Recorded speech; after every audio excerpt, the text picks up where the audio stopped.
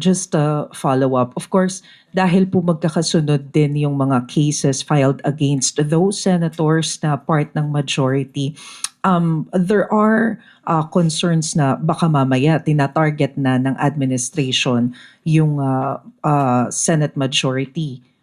What do you want to say about that? Ang mga issue na naibabato sa kanila, hindi pa po nagkakaroon ng majority of 13.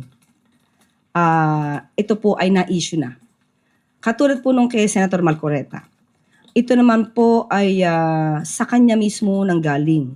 Sa kanya mismong admission na hindi niya inilagay sa SOSI niya yung mga donors niya. Nagkakahalaga ng 75 million pesos.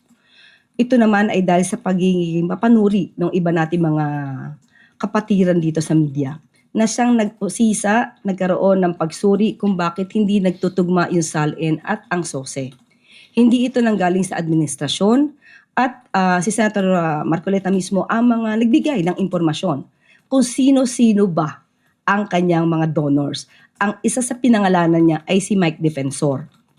So, hindi ito issue na ang administrasyon ang nagpupukol. Sila mismo ang nagbigay ng mga impormasyon patungkol po dito.